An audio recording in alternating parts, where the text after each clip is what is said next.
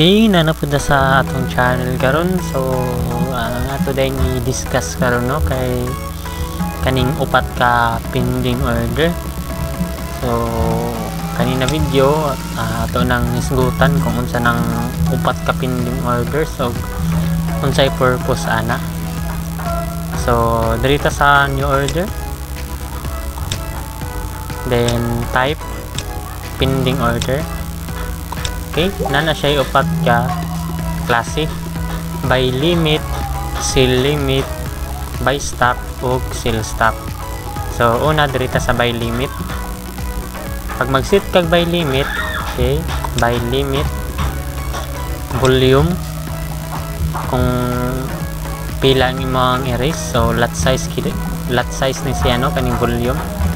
So tana to kani 5.00. So ang purpose aning by limit guys no kay for example ani kung tan-aw nimo na muubos pa na siya, example kani mao ni atong by limit kumbaga, at example lang ha, kung feeling nimo muubos pa na siya dira addition mo taas, so diri ka mag-set og by limit.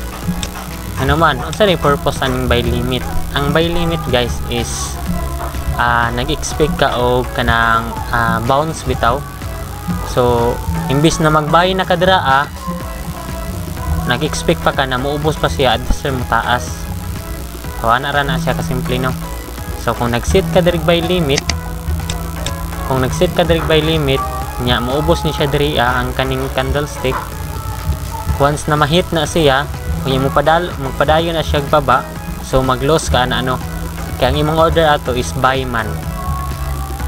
So kung mababa na siya diri, nya ma-hit ni siya, nya musaka, dira ka mag-profit.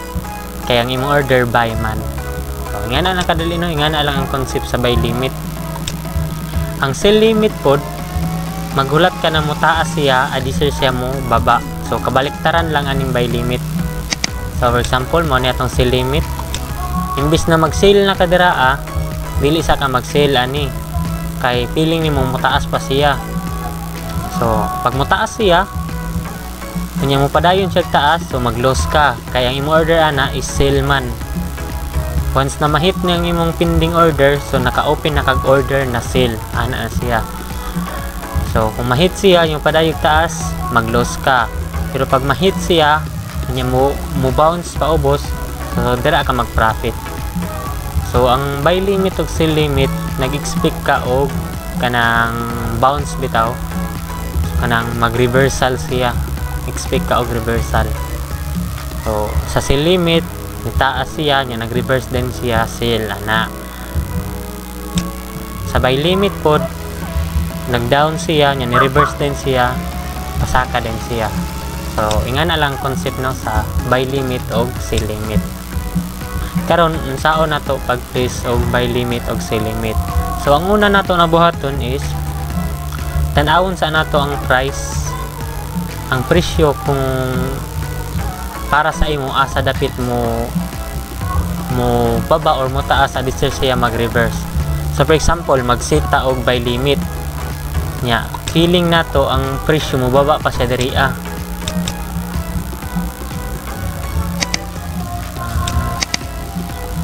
So feeling nato na ang kaning candlestick mo ana pa siya diri addition siya mo taas.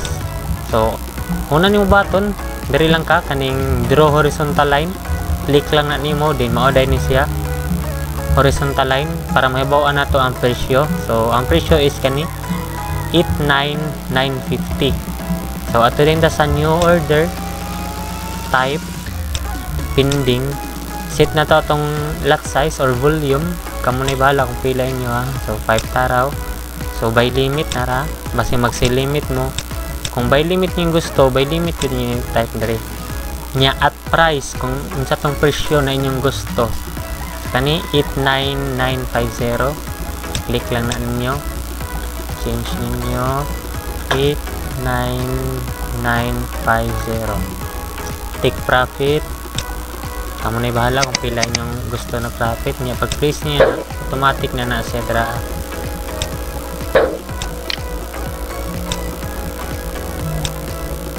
So muna no, muna yung buy limit. So pag maubos na siya dra niya mahit ni na order o na pending order, so mag-open na ka og buy. So dapat mo saka siya aron mag-profit ka. Kung tuloy-tuloy siya baba, mag-loss mo ka na. So imong tipi kani pag ubusan na diri niya mahit niya, musaka siya mahit po imong tipi, so profit ka og 34.78 USD. So yung ana lang kadali no. So sa sell limit tapos ta. So sell limit mao ra gyapon, change nimo ang kuan volume, pending order ta niya sell limit, then volume.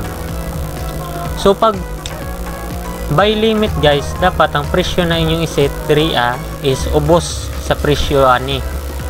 Kung sell limit po, dapat ang inyong iset na presyo diri is taas sa kaning current price. For example, ang current price karon kay 90,919. So dapat ang inyong price sana mas taas pa na tanatog 91. Tanat 91 na, then take profit. Ang take profit dapat mas ubos sana kay syempre gasel man ka. So 89. Okay, pag-place nimo na, so narang sell limit nimo. Mo imong sell limit. Once na mo saka na siya dira nya mahit ni siya, so nag-open na ka order na sell. So dapat muubos siya para mag-profit ka. Kaya magtuloy-tuloy siya taas, mag-loss na ka na. Kaya ang order ni is sell man. So mo na purpose sa sell limit o buy limit. Karon dito na punta sa buy stop o sell stop. Kasi makaingon mo ba na parihara ng sell stop, pariharang sell stop o sell limit, pariharang buy stop o buy limit. So lahi kay na siya no.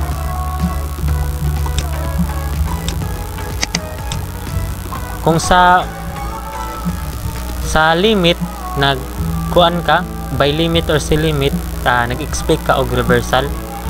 Ang buy stop o sell stop nag-expect ka na magtuloy-tuloy ang trend. So for example, nag-sell stop ka kani pula, sell stop ni siya. Nag-sell stop ka diri nya mao ni ang current price karon. So kung mubaba siya, nya mahit ni, so nag-open na kag order na sell stop man siya. So nag-open na kag order na sell. So dapat magtuloy-tuloy siya baba para mag-profit ka. Kay kung nahit na siya, nya mo taas na siya, so mag-loss ka. Mao yung nakalainan sa sell limit, buy limit, sa sell stop o buy stop. So ang buy stop o sell stop, once na mahit ang imong pending order, dapat magtuloy-tuloy ang dagan, dili kay mo reverse.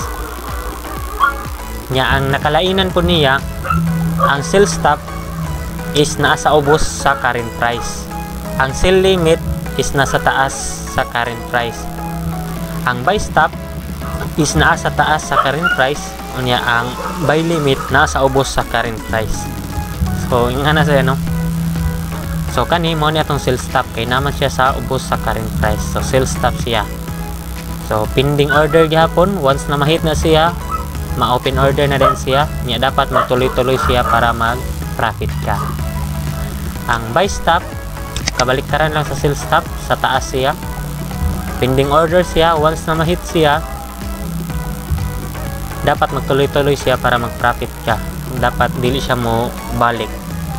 Kay kung balik siya, loss magana. So unsay purpose ani kuan nganong mag buy stop sell stop ka kung moderatso ra day kag buy, moderatso ra day kag sell. So naran asa inyo no, kasagaran ang kaning buy stop o sell stop ginagamit ni siya pag naay news.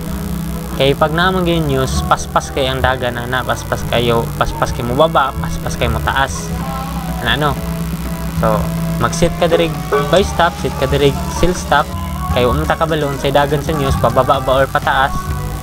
So, pag gawa sa news, nya mahitay mo sell stop, so tuloy-tuloy gina siya baba. Kay kung magkuan ka buy limit og sell limit ka, once na mahit imong limit, nag-expect kag reversal nya ang sa news man good. Once na magawa sa news, kung pasaka gyud na siya. Dili na siya mag-reverse.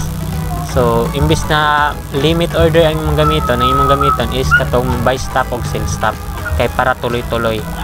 Wa ka nag-expect og reversal. So ana lang no. Ang buy stop nasa taas sa current price. So dapat magtuloy-tuloy na siya pag mahit ni siya, dapat magtuloy-tuloy taas.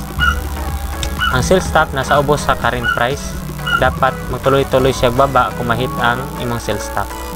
So unsaon man pag butang og sell stop ug buy stop, so diri ra ka sa new order. Then kani pending order type, human naman taning buy limit ug sell limit, so diri ta sa sell stop ug buy stop. So buy stop ta una. So ang buy stop dapat mas taas sa presyo karon. So ang presyo karon is 908. No. Dapat yung presyo mas taas sana. Kana to 91.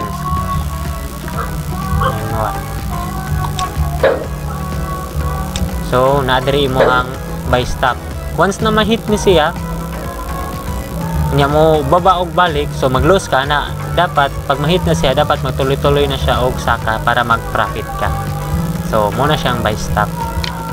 Okay, next is sell stop, pending sell stop. So ang sell stop dapat mas gamay sa current price. So ang current price is 908. So tana to 89. Okay, please. So kani ni mong sell stop. So kaning mga kuan guys, kaning mga pending orders, mong gitawag sa pending orders kay nakapending ra mong guna siya good. Dili na siya mag-open once na di na siya mahit.